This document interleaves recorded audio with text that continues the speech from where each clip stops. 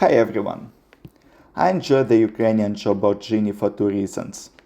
It specializes in IT or tech-centered jobs, and it shows the number of applicants for every posted vacancy. I find the second one incredibly important. When I search through the job listings, I often see vacancies that look really appealing to me. Maybe the job is really what I want to do, or maybe the requirements are not something that only Odysseus can do. Who watched the recent Christopher Nolan's hit You Get Me? Let's imagine the job title says Data Engineer. It immediately catches my eye. Data engineering is what I want to do, and it is normally a job that is paid way above the average. Not to mention that it also often provides the opportunity to work remotely. I also see that I correspond to most of the requirements.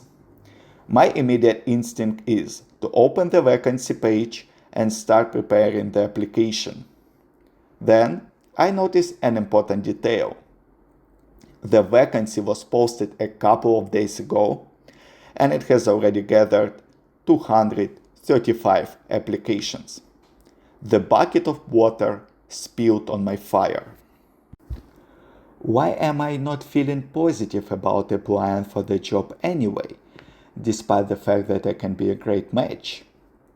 Am I not confident in myself that I can win the competition? Am I afraid of competition?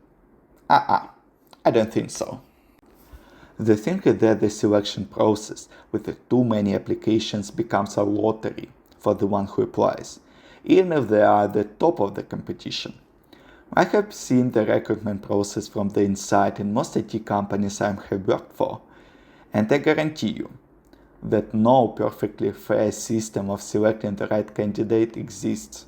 Simply put, it's a mess. First of all, despite the vacancy still being active on the website, normally HRs stop reviewing the applications when they collect some manageable number of applications, up to 10, 20, 30, depending on the recruiter. Secondly, the applicant tracking systems sort out resumes automatically. These systems can easily trash the resume of a really strong candidate, but let in a CV of someone who doesn't know what they're doing when applying for a job. Thirdly, even if you think that you're a really strong candidate for this role, you must understand that in the pool of 100, 200, 300 and more candidates, the chances are really high that you're not the strongest. How many people dream of becoming famous actors and singers? Hundreds of thousands? Millions? But Hollywood can accommodate probably only up to 50 famous celebrities. If 10,000 people really badly want to get to a pool party, but the pool can accommodate only 25 people, guess how many people will end up drinking tequila shots while soaking in the warm water of the pool? Lastly, like in dating, there is an idea in recruiting that the best candidates are the ones you pursue yourself. Not all agree with this statement, including myself, but from my personal experience, the hiring process was always more successful for me if a recruiter contacted me first. And remember, for each application, you need to tailor your resume and prepare a quality cover letter. Otherwise, you're just spamming the recruiters. We, as people, enjoy thinking and assessing a situation from the point of view of representation. If the opportunity is representing my idea of what I want and where I see myself, then it's my opportunity. It's correct, and there is nothing wrong with it. However, the mathematical rules work at the work, no matter how representative the opportunity is for you. Most people just don't assess probability statistically.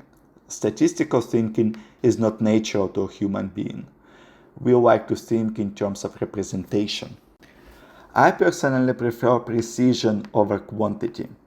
I'd better spend more time looking for vacancies that fit me and have fewer applicants than spending time for the vacancies where my application will probably be lost. I try to apply only for the vacancies where it's under 10 applicants. If it's more than 10, then I must be a really good match for it. You can go either way. It doesn't mean that my way guarantees success and the opposite way is doomed to fail. However, you should always keep in mind real probabilities when you make your choices. I just hate to show myself where nobody is looking.